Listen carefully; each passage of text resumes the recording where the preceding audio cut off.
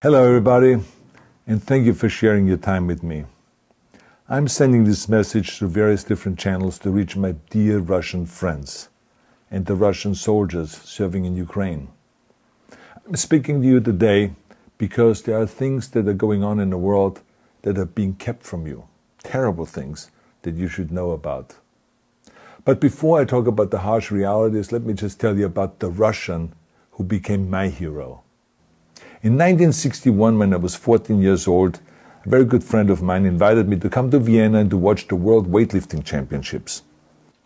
I was in the audience when Yuri Petrovich Vlasov won the World Championship title, becoming the first human being to lift 200 kilograms over his head. And somehow a friend of mine got me backstage. All of a sudden there I was, a 14-year-old boy, standing in front of the strongest man in the world. I couldn't believe it. He reached out to shake my hand. I still had a boy's hand. He had this powerful man's hand that swallowed mine. But he was kind, and he smiled at me. I will never forget that day. Never. I went home and I put his photo above my bed to inspire me when I started lifting weights.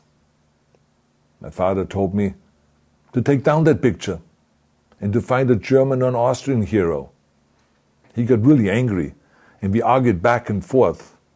He didn't like Russians because of his experience in the Second World War. You see, he was injured at Leningrad, where the Nazi army that he was part of did vicious harm to the great city and to its brave people.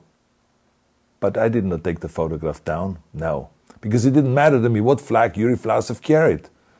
My connections to Russia didn't stop there, by the way.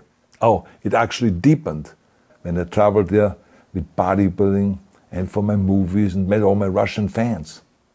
And on one of those trips, I remember, I met Yuri Vlasov once again. It was in Moscow during the filming of Red Heat, which was the first American movie allowed to film in Red Square. Now, he and I spent the whole day together. He was so thoughtful, so kind, and so smart, and, of course, very giving. He gave me this beautiful blue coffee cup. And ever since then, I've been drinking my coffee out of every morning. Now, the reason why I'm telling you all of those things is that ever since I was 14 years old, I've had nothing but affections and respect for the people of Russia. The strength and the heart of the Russian people have always inspired me. And that is why I hope that you will let me tell you the truth about the war in Ukraine and what is happening there. No one likes to hear something critical of the government, I understand that. But as a longtime friend of the Russian people, I hope that you will hear what I have to say. And may I remind you that I speak with the same heartfelt concern as I spoke to the American people when there was an attempted insurrection on January 6th last year, when a wild crowd was storming the US Capitol, trying to overthrow our government. You see, there are moments like this that are so wrong, and then we have to speak up. And it's exactly the same with your government. I know that your government has told you that this is a war to denazify Ukraine. Denazify Ukraine? This is not true. Ukraine is a country with a Jewish president, I might add, whose father's 3 brothers were all murdered by the Nazis. You see, Ukraine did not start this war. Neither did nationalists or Nazis. Those in power in the Kremlin started this war. This is not the Russian people's war. No. As a matter of fact, let me tell you, what you should know is that 141 nations at the UN voted that Russia was the aggressor and called for it to remove its troops immediately. Only 4 countries in the entire world voted with Russia. That is a fact. See, the world has turned against Russia because of its actions in Ukraine.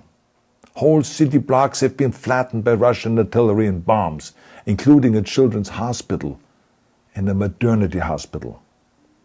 3 million Ukrainian refugees, mainly women, children, and elderly, fled their country, and many more are trying to seek to get out. It is a humanitarian crisis.